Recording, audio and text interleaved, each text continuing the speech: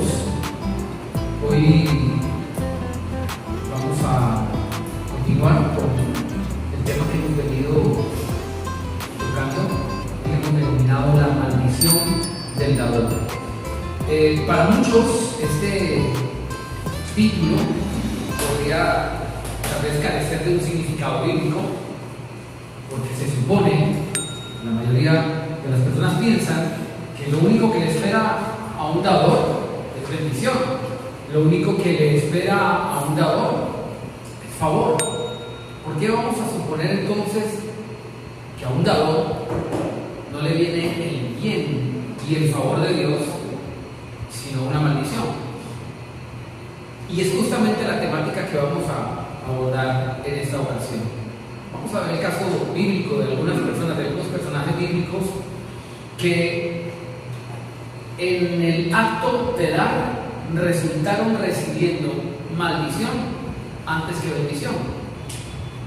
¿Cómo podemos nosotros lograr que a través del acto de dar podamos recibir bendición y no lo contrario? Justamente para eso es que queremos tocar ese tema. Por eso vamos por favor a Malaquías, al libro de Malaquías. Vamos a tomar sustento desde este versículo que es el que nos da luz sobre esta circunstancia. En el versículo 14 de Malaquías capítulo 1, Malaquías capítulo 1, versículo 14, dice la palabra de Dios: maldito el que engaña, el que teniendo machos en su rebaño promete y sacrifica al Señor lo dañado. Porque yo soy gran rey, dice el Señor de los ejércitos, y mi nombre es temible entre las naciones. Maldito el que engaña, el que teniendo machos en su rebaño promete y sacrifica al Señor lo dañado. Padre Celestial, queremos darte gracias por tu Espíritu y tu presencia manifiesta en medio nuestro. Gracias porque en esta ocasión recibimos tu bien, tu palabra, el poder y la fuerza de tu verdad para poder encaminarnos, encauzarnos en una senda que tú has determinado que sea angosta, que no se camina sin cruz a cuestas. Tú dijiste que llevemos tu yugo, que es ligero, que es liviano, que todo aquel liviana tu carne, que todo aquel que quiera venir en pos de ti debe negarse a sí mismo y tomar su cruz. Pero entendemos que es el único camino a la redención, a la salvación. Y en la testarudez a veces de nuestro corazón nos apoyamos en nuestra propia prudencia, mas tu palabra dice que no nos apoyemos en nuestra propia prudencia, sino que tengamos temor de ti y que sigamos tu consejo. Por eso te pedimos esa sabiduría, esa inteligencia que solo puede provenir de ti para entenderte, para comprenderte, para poder tener tu mente, como dice tu palabra, pensar como tú piensas y poder tener en tu poder la facultad de vivir la vida que tú tienes y quieres para nosotros. Ponemos delante de ti este tiempo en el nombre de Jesús. Amén y amén. En este pasaje de Malaquías, Dios hace un énfasis con el acto, con la actitud mejor, que acompaña al acto del dar. El Señor está haciendo un énfasis en la actitud que acompaña al acto de dar. No es tanto el acto de dar lo que atrae bendición para uno, sino la actitud que acompaña ese acto. Es este uno de los pasajes, varios pasajes, en el que encontramos que hay una maldición sobre alguien que presenta una ofrenda, que trae a Dios una ofrenda, pero según este pasaje mismo dice que trae a Dios lo malo, presenta a Dios lo dañado. Miremos por favor un momento las escrituras en el Evangelio de Marcos capítulo 12, Y vamos a leer después del versículo 41, Marcos capítulo 12, versículo 41. Dice la escritura.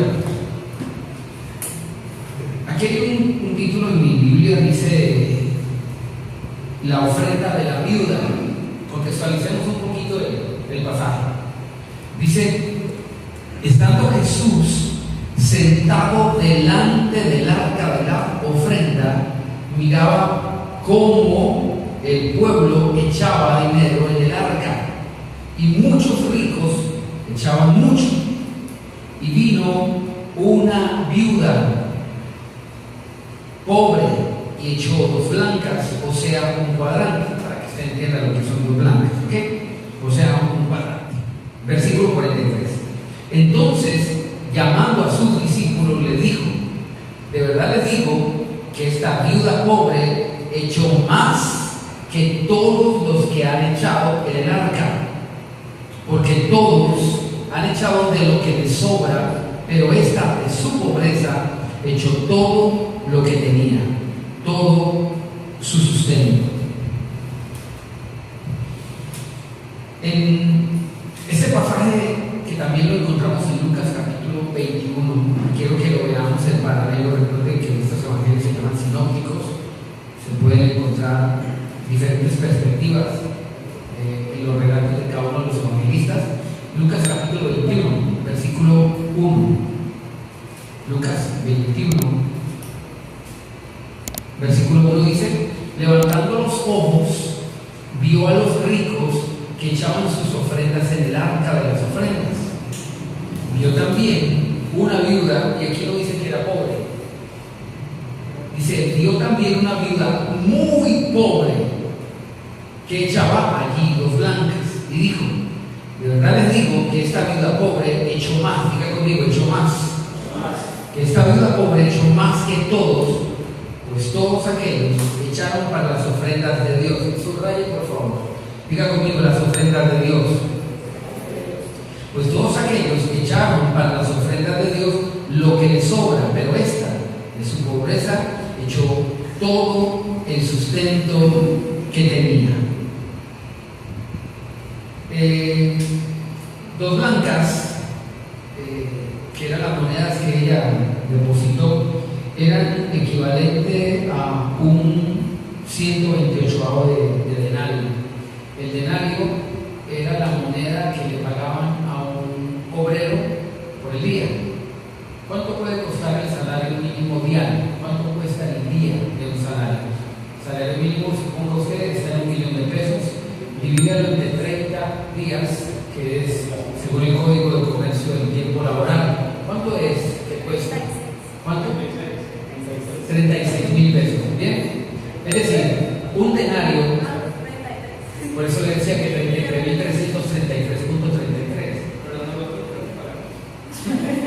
Suponga 35.000 pesos para las cuentas más claras.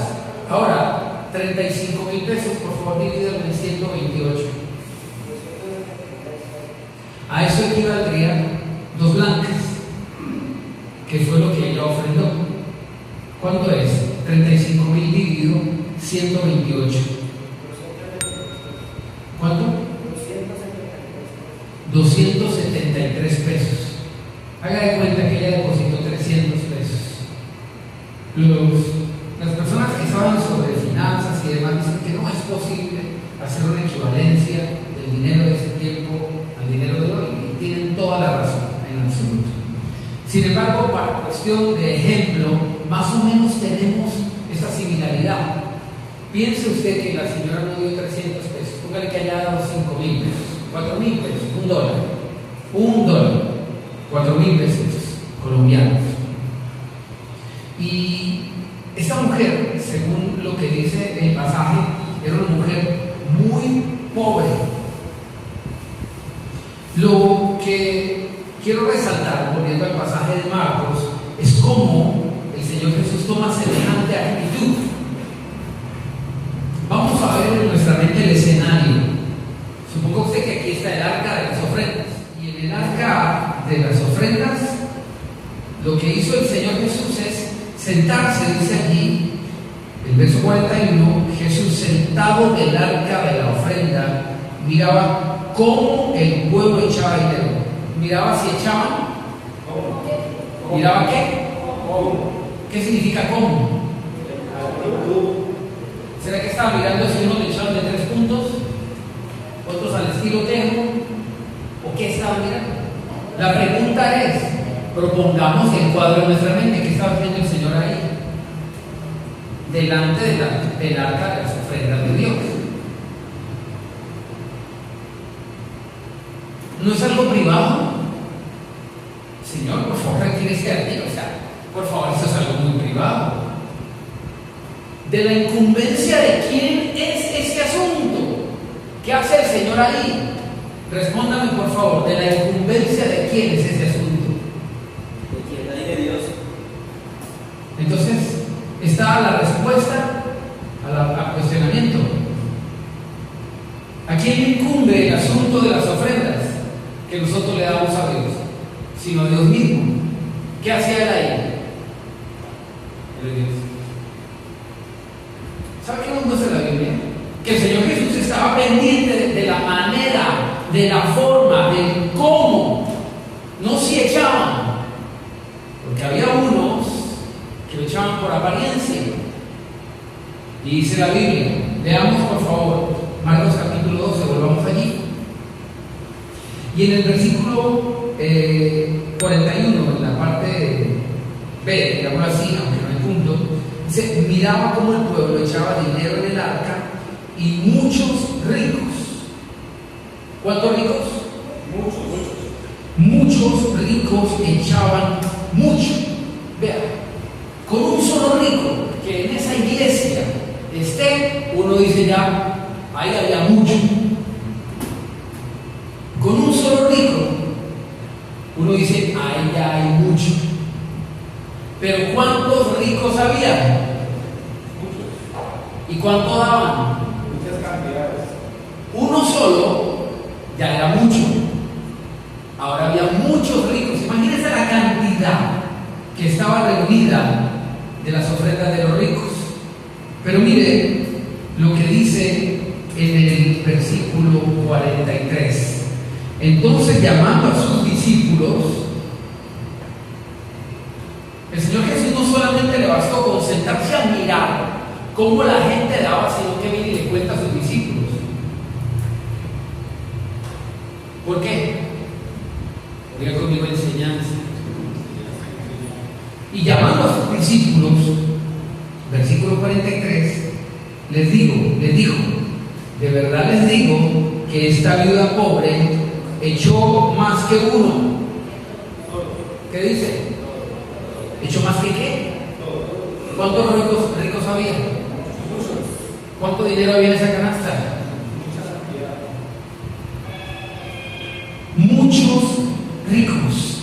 Y el Señor Jesús se acerca y le dice a los muchachos, para acá les voy a enseñar un detallito, una cosita. Esta viuda pobre, una cosa es que fueran pobres y que no fuera viuda.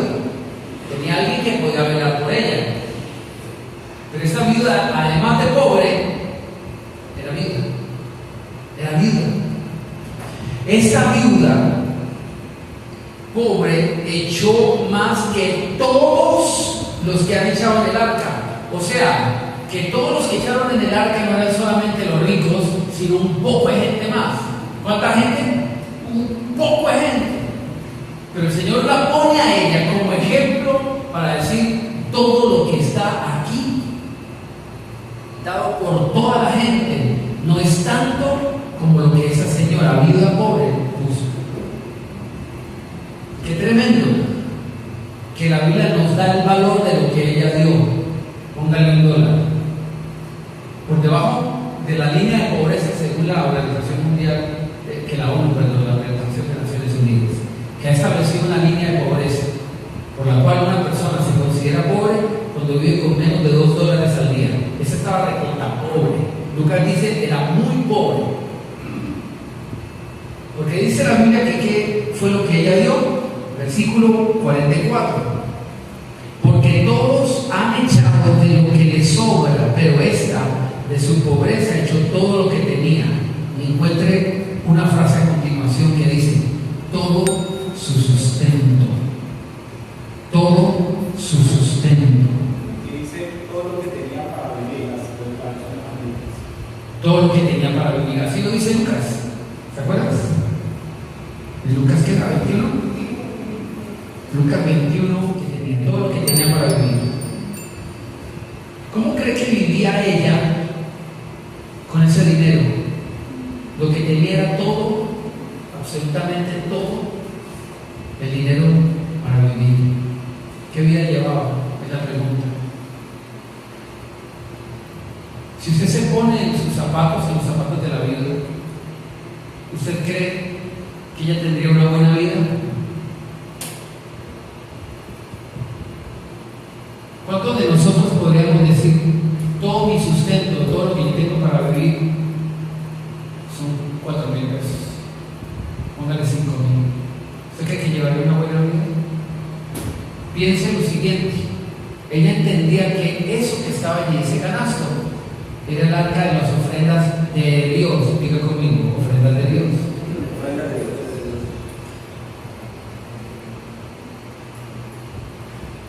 ¿Se acuerdan que en otra entrega ya vimos en el Salmo 50 que Dios no necesita dinero?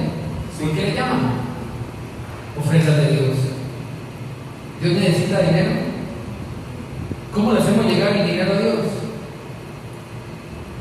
Una vez lo criticaban a un cura, un párroco, porque tenía una buena casa, se compró una supermansión, compró unos supercarros, viajaba por el mundo. Y le dijeron: oiga, señor párroco, nosotros notamos que usted, está muy bien económicamente, pero estamos viendo que eso pues seguramente viene de las limosnas que nosotros damos, y se supone que eso es para la obra de Dios, eso es para Dios. Y dijo: no, es obvio, yo le doy a Dios lo que es de Dios, y el resto me queda a mí. La gente se puso a pensar: ¿y cómo hace usted para darle a Dios lo que es de Dios? Y para separar la parte que le corresponde a usted.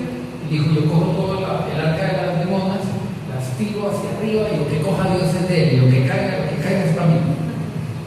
Y bueno, y hay muchas personas que piensan que es así.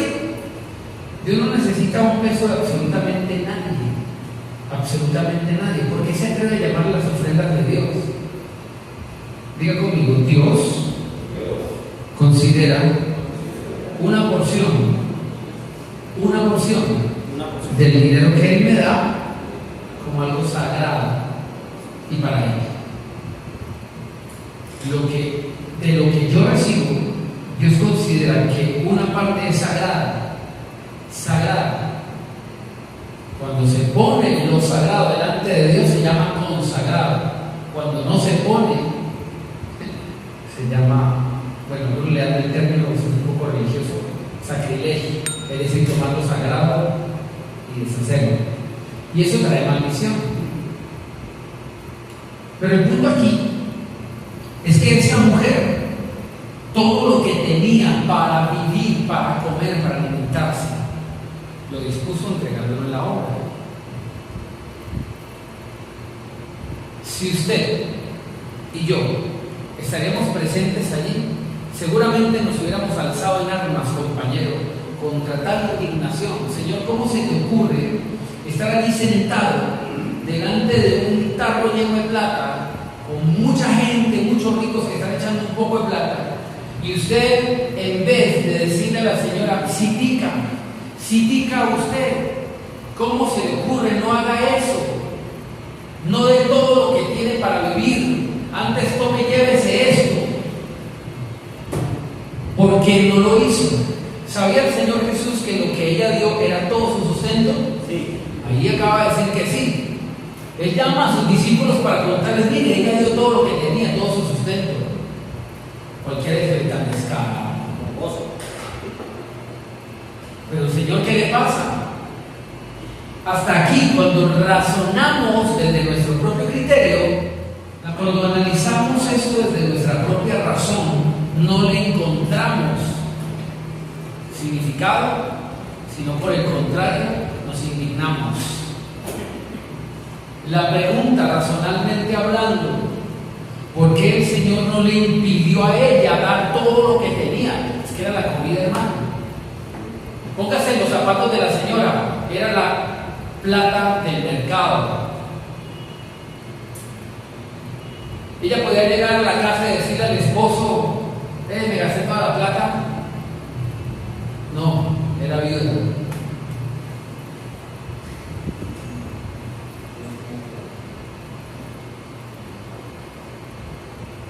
¿Cómo se le ocurre hacer eso a esa mujer, verdad? ¿Cómo se le ocurre? Salta a nuestra mente la razón. Y es aquí donde nos cuesta comprender que Dios ha establecido maneras, por las mismas, justamente maneras que Él ha establecido, es que no le impidió a esa mujer hacer lo que debía hacer. Porque el Señor ha establecido principios por los cuales poder prosperar y bendecir a las personas y sacarlos de su pobreza. Job capítulo 22, Job está antes de Salmos. Job capítulo 22, versículo 12. ¿No está Dios en lo alto de los cielos? Mira lo encumbrado de las estrellas, cuán elevadas están. Y tú has dicho: ¿qué sabe Dios? ¿Cómo va a juzgar a través de la oscuridad? Rodeado de nubes no puede ver mientras pasea por los bordes del cielo. ¿Quieres tú acaso seguir la senda antigua ¿Quieres tú acaso seguir la senda antigua, la que siguieron los hombres perversos, que fueron cortados antes de tiempo, cuyos cimientos se derramaron como un río? Diga conmigo: los perversos son cortados antes de tiempo. ¿Supone usted con esto que hay un tiempo inclusive que marca nuestra vida, pero la perversidad lo que hace es quitarle hojas al calendario?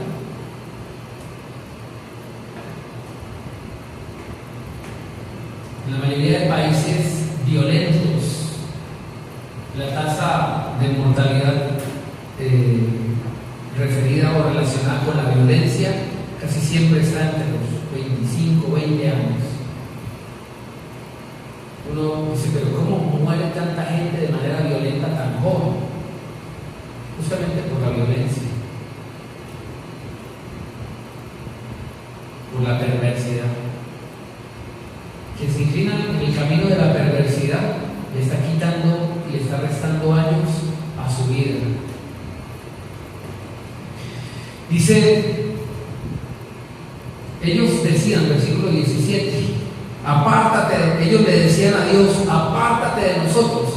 Créame que seguramente nadie con sus labios fue capaz de decir a Dios: apártate de nosotros. Pero sus actos le estaban diciendo a Dios literalmente: no quiero nada que ver contigo. ¿De qué manera? Miremos a continuación. Ellos le decían: apártate de nosotros. Pero ¿qué les había hecho el Omnipotente? Los había colmado de bienes en sus casas. Escuche esto. ¿Qué había hecho Dios? Les había dado prosperidad, les había dado bendición, les había concedido abundancia, pero ellos no querían nada con Dios. Lejos de mí sea el consejo de ellos. Diga conmigo: lejos de mí sea el consejo de ellos. Significa que esa gente no necesariamente se va a sentar a darte un consejo, pero la manera de vida que ellos tienen puede suponer algo que tú quieras imitar. Algunas personas, lastimosamente, les gusta seguir el camino fácil, porque todos quieren andar en una Toyota TXL. No estoy hablando de los desesperados por el dinero, porque esa es el estilo que han propuesto algún tipo de personas aquí en esta sociedad colombiana, post-narco. Y muchos sueñan con eso, y muchos quieren eso. El asunto que su consejo, que es una forma de vida que ellos proponen, no está dentro del camino de la piedad. Y un hombre temeroso de Dios dice: lejos de mí esté ese consejo. Versículo 19: lo verán los justos y se gozarán, y el inocente se burlará de ellos diciendo: nuestros adversarios fueron destruidos y el fuego consumió lo que de ellos había quedado. Vuelve ahora en amistad con Dios y tendrás paz, y la prosperidad vendrá a ti. Vuelve ahora en amistad con Dios y tendrás paz. La palabra paz aquí viene del hebreo shalom, que significa una bendición completa. Es decir, todo lo bueno que Dios quiere sobre tu vida de manera integral va a venir sobre ti. Eso es lo que significa paz. Paz no es solamente una situación de calma en mi alma y en mis emociones. La palabra shalom significa prosperidad integral en todos los aspectos. Eso es lo que significa shalom, paz. Y la prosperidad vendrá a ti. Toma ahora, verso 22, toma ahora, ojo, que estamos diciendo por qué esta viuda hizo lo que hizo. Porque esta viuda se atrevió a dar más de lo que, o a dar todo